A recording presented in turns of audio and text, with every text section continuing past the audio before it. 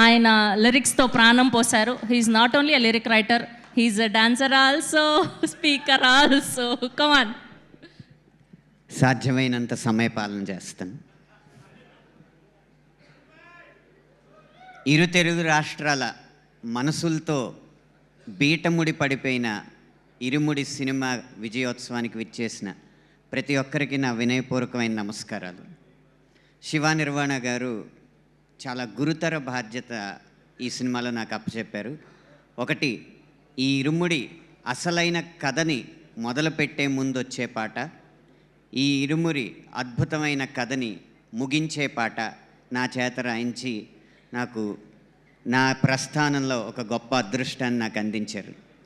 శివ నిర్వాణ గారు లాంటి దర్శకులకి మాత్రం ఎప్పుడు విజయం రావాలని నేను కోరుకుంటూ ఉంటాను. కారణం ఏంటంటే వారు స్వతహాగా పాటలు రాయగలరు.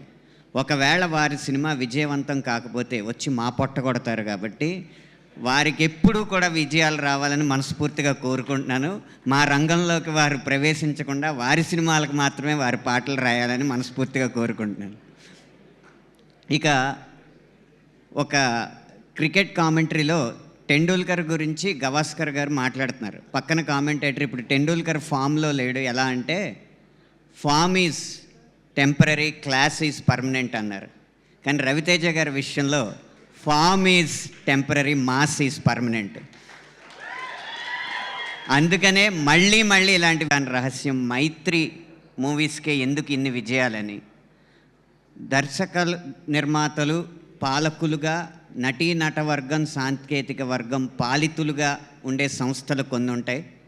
అవి పాలకుల ఆదేశాలు గట్టిగా ఉన్నప్పుడు, పాలకులు గట్టిగా ఉన్నప్పుడు విజయవంతం అవుతాయి. అలాగే దర్శక నిర్మాతలు యజమానులుగా, నటీ నటవర్గం, సాంకేతిక వర్గం ఉద్యోగులుగా ఉన్నప్పుడు కొన్ని సంస్థలు ఉంటాయి. వారిచ్చే జీతాలను బట్టి ఆ సినిమా విజయాలు ఆధారపడి ఉంటాయి. కానీ ఒక్క మైత్రి సంస్థ మాత్రమే అందరూ భాగస్వాములుగా, తమ వ్యాపార భాగస్వాములుగా భావిస్తారు. కాబట్టి ఈ విజయం మాకు లాభం అని చెప్పి అందరూ పనిచేస్తారు. అందుకే ఇన్ని విజయాలు వారికి అందుతున్నాయి. అలాంటి గొప్ప సంస్కృతిని ఈ పరిశ్రమకు పరిచయం చేసినందుకు మీ విజయాలు వెనక ఉన్న ఈ వినయానికి మనస్ఫూర్తిగా నమస్కరిస్తూ ముగిస్తున్నాను. సమయపాలన పావించానని భావిస్తున్నాను. Thank you so much Anant గారు. ఇలానే మీరు ఎన్నో అద్భుతమైన పాటలు మాకు అందించాలని మనస్ఫూర్తిగా కోరుకుంటూ మా వైజాగ్ డిస్ట్రిబ్యూటర్ వీరనాయుడు గారిని సాధారణంగా